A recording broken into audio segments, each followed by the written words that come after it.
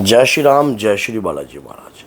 माँ की पूजा करते ही गलत विचारधाराएं उत्पन्न होती हैं, गलत विचार आने लग जाते हैं माइंड में भी। और पता नहीं ऐसा क्यों होता है। बहुत समय पहले ऐसा कुछ भी नहीं होता था, अब ऐसा होने लग गया है। जैसे ही माँ की पूजा करता हूँ या करती हूँ, विचारधाराएं बदल जाती हैं और बाद में ऐसा लगता है कि पता नहीं मेरी भक्ति अस्वीकार हो रही है या मैं सच्चे मन से भक्ति नहीं कर रहा या नहीं कर रही, पता नहीं ऐसा क्यों हो रहा है। या माँ मेरी परीक्षा ले रही है कि हे माँ, मेरे साथ ऐसा क्यों हो रहा है। तो अगर आप कंफ्यूज हो तो आज सारी जानकारी आपको प्राप्त हो जाएगी। अगर आप माँ के दुर्गा के भक्त हो तो चैनल को सब्सक्राइब कीजिए और 10 लोगों तक इस वीडियो को जरूर शेयर कीजिए। क्या होता है कि जब हम पूजा करते हैं जगत जननी की, लगातार रोज पूजा करते हैं, तो हमारी परीक्षाएं भी कई प्रकार की होती हैं। उन परीक्षाओं में हम पास भी हो जाते हैं कईयों में, और कईयों में हम फेल हो जाते हैं। क्यों? क्योंकि हम मनुष्य हैं। हम माँ की पूजा कर सकते हैं, उनकी पूजा करके उन्हें ध्यान सकते हैं, उनके उपासक हैं हम। लेकिन माँ हमारी जब परीक्षा लेती है तब हमें उन परीक्षाओं में पास होना पड़ता है।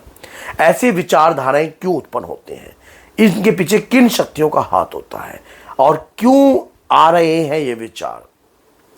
जो लगातार माँ की पूजा करता है, रोज पूजा करते हैं, डेली पूजा करते हैं, तो अगर आप कोई मंत्र का जाप कर रहे हो तो आपके आंतरिक मन में जितने भी गलत विचार हैं वो धुलने लग जाते हैं। आपकी बॉडी अंदर से फिल्टर होने लग जाती है, एक किस्म का स्कैनिंग होकर साफ हो रही है। क्योंकि मंत्र में ऊर्जा होती है। कोई भी एक मंत्र का जाप कर रहे हो आप, ओम एम ह्रीम क्लीम चामुंडाय विच्चे, तो आप इस मंत्र को क्या सर नॉर्मल मानते हो? जब आप इस मंत्र का लगातार जाप करने जाते हैं तो अंतर के जो विचार हैं, जो गलत विचार हमारे अंदर थे कभी, वो धुल रहे हैं। गंदगी की सफाई हो रही है। जितनी भी ये विचारधाराएं बाहर आने लग गई हैं। ऐसे समय पर घबराना नहीं चाहिए। ऐसे समय पर पूजा को छोड़ना नहीं चाहिए। ऐसे समय पर आपके मन में ये रहता है कि मैं पूजा को छोड़ दूं, नहीं। तो भक्तों के साथ तो ये प्रक्रिया चलती ही है। दूसरी बात क्या होता है कि जब कभी कोई हमारे घर में नकारात्मकता होती है या गंदी शक्ति का प्रकोप हमारे घर के अंदर होता है या मलिन शक्ति का होता है, तो वो मलिन शक्ति हमारे परिवार में ये पूजा पाठ जो हम कर रहे हैं इसे करने के लिए रोकती है। खासकर मुसलमानी आत्मा, खासकर कुछ ऐसी अधार्मिक जो क्रियाएं होती हैं या तंत्र के तहत कोई पूजा आपके घर की बंधन करी गई हो या आपकी पूजा में अड़चन डालने के लिए कोई नकारात्मकता इस प्रकार की भेजी गई हो, तब भी जाकर ऐसा कार्य होता है कि पूजा के मंदिर में विचार गलत हो जाते हैं। ऐसा मन करता है कि मूर्ति को मैं बाहर रखा हूँ, जाकर मैं ये कराऊँ। और वैसे आप अपने आप को परम भक्त कहते हो, वैसे आप अपने आप को परम भक्त बोलते हो, लेकिन कुछ विचारधाराएं ऐसी गंदी उल्ट सीधी गंदगी वाली विचारधाराएं आपके मन में आती है। देवताओं के प्रति अपशब्द मुख से निकलने का आभास होता है। तो नकारात्मकता ने आपको पकड़ा हुआ है, गंदी शक्ति ने आपको पकड़ा हुआ है, मलिन तत्व ने आपको पकड़ लिया है। ऐसे समय पर हमारे कंट्रोल जो है वो छूटता है। वो मलिन तत्व चाहता नहीं है कि आप माँ की आराधना करो, माँ की पूजा करो। अगर आप माँ की पूजा घर में करने में कामयाब हो गए तो वो पनप नहीं पाएगा, उसको तो घर छोड़कर जाना पड़ेगा। तो इसलिए वो चाहता नहीं है कि आप पूजा करो। ऐसी अवस्था के अंदर हमें क्या कार्य करना चाहिए? जब ऐसा कार्य हो, पूजा बंधन में टारगेट के लिए भेजी जाती है, क्योंकि आपके घर में अगर पूजा चलती रही, जगत जननी की पूजा चलती रही, तो माँ की यक्षिणियाँ, माँ की योगनियाँ आपके घर में आने लग जाएंगी। और जब माँ की योगनियाँ आपके घर में आएंगी तो वो चीज़ें पनप नहीं पाएंगी, वो चीज़ें अपना ठहराव बना नहीं पाएंगी, उन्हें वहाँ से जाना पड़ेगा। तंत्र भी नहीं पनपता है। ऐसी अवस्था कुछ ही समय तक होती है, ये नहीं कि परमानेंटली आपके ऊपर होके बैठ जाएगी। अगर आप ऐसे समय पर हार मान गए तो अब आपको मैं बताता हूं कि आपको क्या करना चाहिए।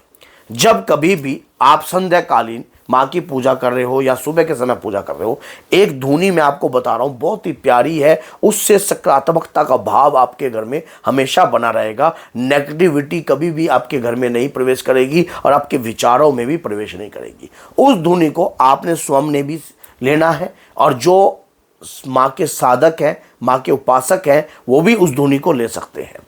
गाय का उपले ले लीजिए, गाय के गोबर के, उस गाय के गोबर के उपलों में नीम का थोड़ा सा नीम का पत्ते जो है मिला देना, नीम के पत्ते मिला देना। उसके दौरान जो है आप उन उपलों को गोल पित्ती टाइप जो है पतला पतले पतले पतले बनाकर सुखा लीजिए।